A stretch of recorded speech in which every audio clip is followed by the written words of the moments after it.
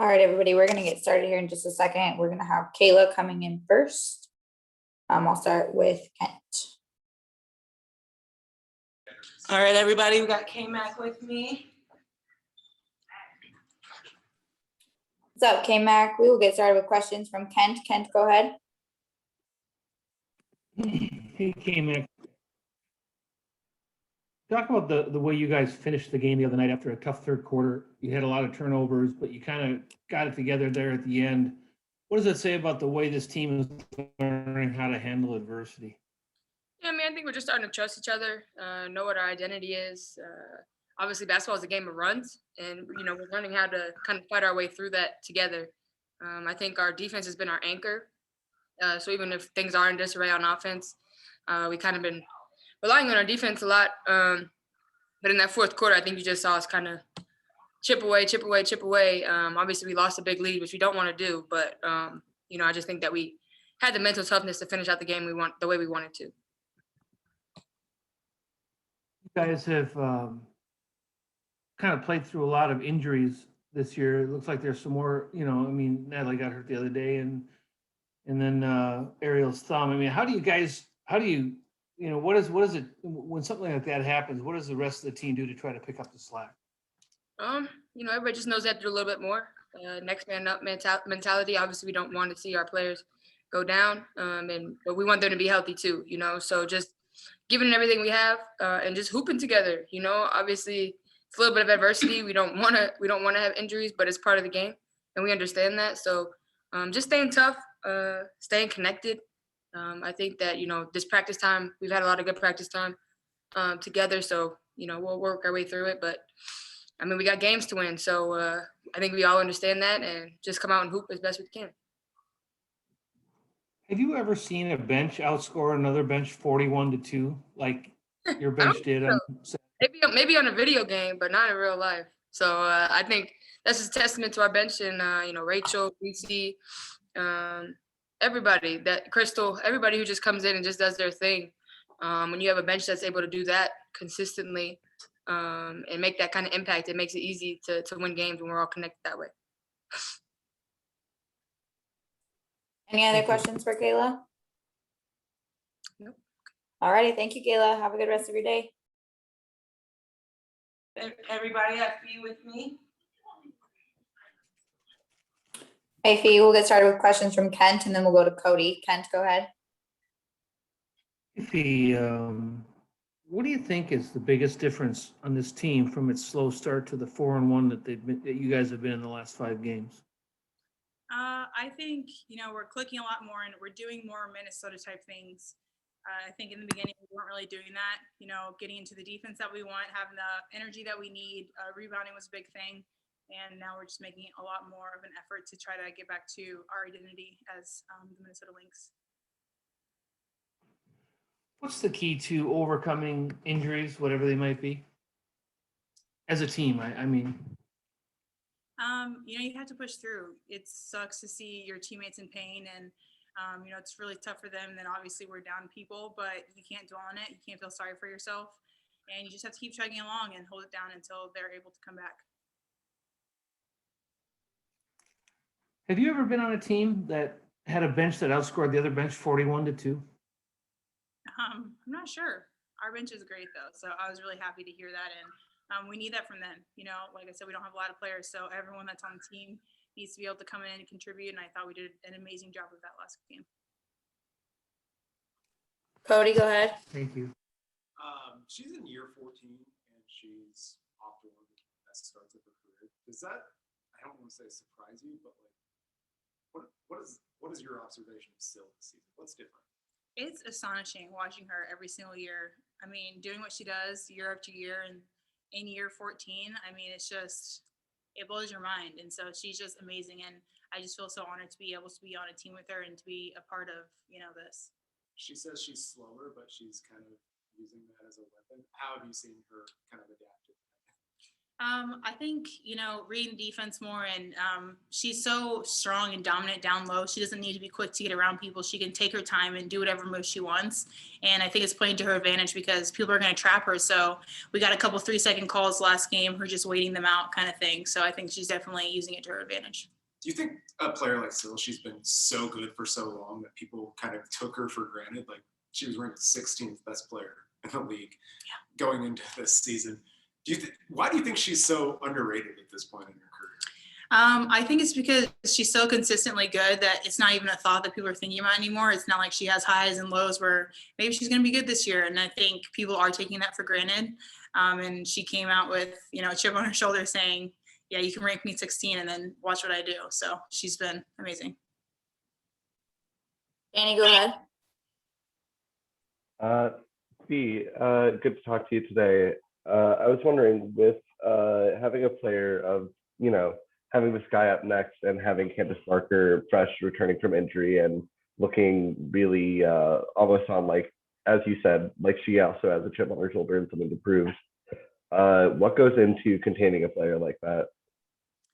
Candace is obviously a great player, and players like that, you're not gonna, hold them scoreless, but you have to be able to take away the things that they like to do and make them do other things. Like I said, she's gonna be able to score, but we don't want her to get to the things that she likes to do. We want to force her to be at least a little bit uncomfortable and make her have to make other plays.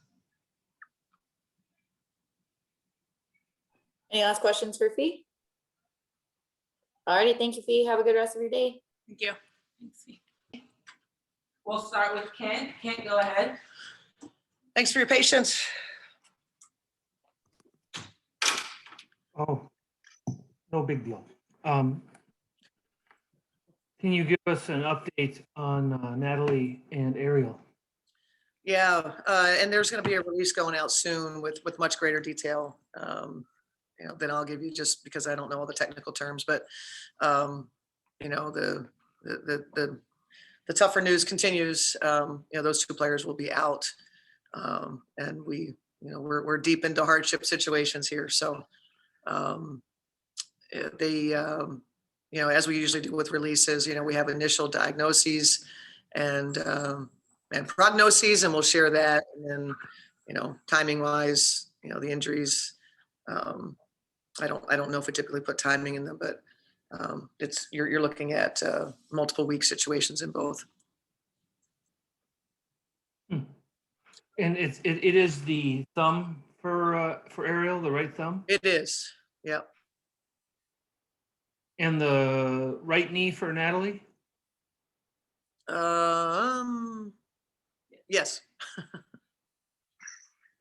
But I mean, is it, so it's not like an ACL situation? Are these surgery situations or rehab? One is a surgery situation, but in both cases, if it goes well, there's no guarantees. In both cases, they could be back. The Olympic hiatus is maybe the only sort of saving grace in the situation that buys you a little bit extra time for the players to recover. You can't necessarily predict how it's going to go, but that would be the plan, that they each could participate at some point following the Olympic hiatus. I mean, you guys have been hit so hard this year by a number of things. You've been on an injury exception deal for a couple of weeks now. Are you foreseeing having to sign 2 more players? It's something we have to consider. I don't think going into games with just 8 players is a good idea. So we will have 9 for tomorrow. We have, this is where it gets really interesting, with the salary cap. We have a hard cap, and, roster replacement players, go towards the cap, and we didn't have a lot of cap space as it was. So, we've got some challenges that we're trying to navigate. And so how many hardship players you use and what can we get through, would certainly be more ideal, to have more players and have bigger roster sizes like the NBA has. You would never see this in the NBA. They have players they could call up, and you're always going to have, at least 12 players suited for a game. That's just simply not the case for us, and that's problematic. And obviously, like you said, we're getting hit hard with that. at this point, um, if you had to prioritize a need in terms of getting more depth at the back court or in the front court, where would you probably fall at this point? Front court. Okay. So you need a big to take some minutes off of I think off the so. sill because You have Jess and Natalie out. Yeah, I mean, we weren't very deep as it was. So yeah, right. no question, that would be a priority. Can you talk about who you might have in uniform in that? Would you have somebody in there by tomorrow, do you think? I can't, not on this call. The league Okay. would frown upon that. It's all in the works. That obviously these things have to start. You have protocols. Things have to happen very, very quickly. And so it's not been released at this point. Would you consider altering things so that Demiris would become more of a true backup at the center position and try to go about it that way? Or I'm sure you have a lot of things you've discussed. Can you go into that at all? Yeah, I mean, we do have to consider a lot of different things for different moments of the game. I don't know that we're there ready to make an announcement about what we're going to do as far as rotations and starting. I don't think that'd be wise at this point. I think we're still trying to figure it out. What do you tell players at a time like this? I mean getting I through was playing 20 questions. What was that, Kent? I mean, what do you tell the players at this point? I mean, they've already been through quite a lot. It's really easy. One, nobody's going to feel sorry for the Minnesota Lynx, and two, win anyway. That's what we tell them. There's no time for anybody to feel sorry for themselves, because nobody's going to feel sorry for us. I know that for sure. Call around the league and ask them if anybody feels bad for the Minnesota Lynx. The answer is no. One final question. Could you see Fee playing a little bit more big forward in this kind of scenario? You said Fee? Do I see Fee? Yeah, I mean, we were doing that anyway. I don't think anything really changes with her. Okay. Thanks, Ken. Cody. She's in year 14, but Syl is off to one of the best starts of her career. Yeah. I don't want to say that surprise you, but what's different about it this year? Syl, I just think that Syl, I just was telling the team this today, just how impressed I am with Syl, no matter what we ask her to do. As the game has changed, I told her when she started out in 1920, when she first started playing, the game was being played a certain way. And then now fast forward it to 2021, in her 14th year, the game has evolved. And, the danger is that if you don't evolve your own game, that you become extinct. The center position with only being able to do, one thing in the paint. And so Syl has we've been talking about it for a couple of years. And then this year we really took a few more steps, and anything we ask her to do, whether it's defensively, get her outside of her comfort zone on doing some things, or offensively, she literally just says, okay, I'll go do it. And I've appreciated that since the Seattle game, when the bottom fell out on us, her leadership and her poise have been exceptional. And she's competing. And when the moments get tough in the game, like third quarter in LA, it is she who's navigating us through that and keeping them together. So if you've watched her, you'll see that maturity is at an all-time high. She's the link between the 4 championships or 2 championships with her, but the dynasty and this current era. She said she kind of had to adapt and learn how to play with these new players. And absolutely. Now she's finally clicking. What changes did she have to make? Well, I mean, just playing with players, when she got here in 2015, she's playing, with Lindsay, Simone, Maya, Rebecca, different level of experience. And she didn't have to shoulder the load at all times. It was able to be a shared situation. And now she's been shouldering, since that group, since the band broke up, she's doing a lot more that like she has to carry. So that's harder. That's a lot harder. Sharing the load is definitely much easier. And that's what I've been impressed with, is that, she's been able to do it, wants to do it, and has figured out different ways to do it. And I mean, she's, like you said, she's the bridge. There's no doubt about it, between the 2 teams, and the reason why we're still hanging on and being successful as a franchise post those years that are referred to as a dynasty. I mean, she's the reason why we're still hanging in and being competitive. She was obviously hurt for most of last year, but still, we made the joke of she's ranked 16th heading into the season by ESPN or whatever. Just in general, why do you think she's so underrated? I can't figure that out because she's so dominant and she's dominant on both sides. And I don't know if it's, just not sexy enough for people the way she does it. But she's absolutely underrated. 16th is an absolute embarrassment, that publication. She's every year one of the top players in efficiency. And her usage is high enough. It's not a case that she's barely used. So underrated, underappreciated. But I don't think Sil cares very much. She's going to be, who she cares about is us and what we think of her.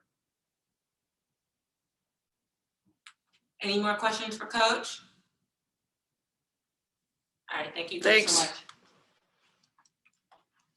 All right, everybody, thanks so much for waiting. We'll get this link uploaded.